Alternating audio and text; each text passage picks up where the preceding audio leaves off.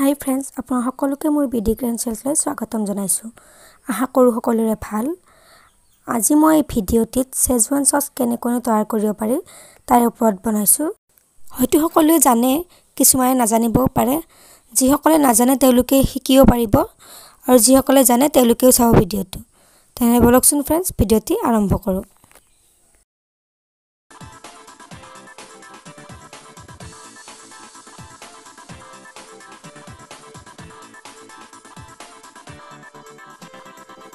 সেজৱান sauce বনাবলৈ এয়া মই শুকান জলকীয়া লৈছো আৰু এইখিনি আধা ঘণ্টা মানলৈ তিয়াই থৈ দিম এয়া মই পানী দি তিয়াই থৈ দিছো তেতিয়া আপোনাৰ স্মুথ হয় বহুতখিনি কোমল হৈ যায় আৰু মিক্সিত পিচিবলৈও ভাল হয় এয়া মই আদা আৰু নহৰু সৰুকৈ কাটি লৈছো এয়া আপোনাৰ সস টমেটো সস এয়া সয়া সস এয়া ভিনেগাৰ এয়া নিমখ সোৱাদ অনুসৰি নিমখ লৈ লৈছো মই আৰু এয়া ভাজিবৰ কাৰণে মিঠা তেল আধা ঘণ্টা পিছত মই তিয়াই থোৱা জলকীয়াখিনি মিক্সাৰত পিচি লম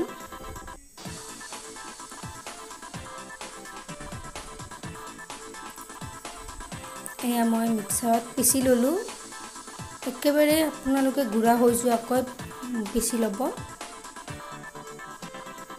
তাৰ পিছত কেৰাহী এটা বহাই দি ইয়াতে অকমান তেল দি দিছো এতিয়া তেলখিনি গৰম হোৱাৰ পিছত ইয়াতে মই নহৰু আৰু আদাখিনি দি দিছো অকমান ৰঙচুৱাকৈ ভাজি কেনে তাতে মই জলকীয়া বটি লোৱা জলকীয়াখিনি দি দিম এয়া জলকীয়াখিনি দি দিছো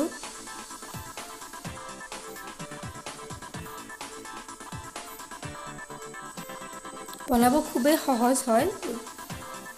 কিন্তু খুব জ্বলা হয় খাওঁতে এইখিনি লৰাই অকমান সময়ৰ কাৰণে ভাজি লম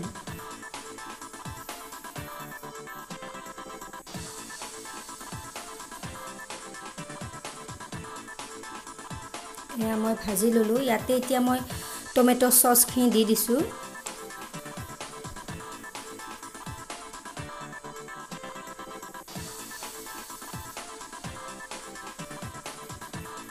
অকমান সময়ৰ কাৰণে ভাজিম এতিয়া মই ইয়াতে সয়া সসখিনি ঢালি দিম এয়া ভিনেগাৰখিনি দি দিছো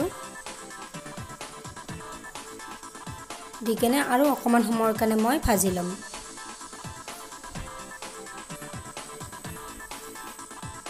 এয়া নিমখখিনিও দি দিছো একেলগে ভাজি অকমান কম কৰি দিব তেতিয়া বস্তুটো খাব ভাল হয়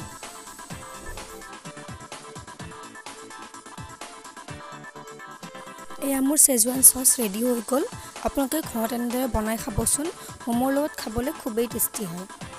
তেহলে फ्रेंड्स আজি ভিডিওটি ইমানেই যদি ভাল লাগে তেনে লাইক শেয়াৰ কমেন্ট আৰু সাবস্ক্ৰাইব কৰিবলৈ নাপাহৰিব ধন্যবাদ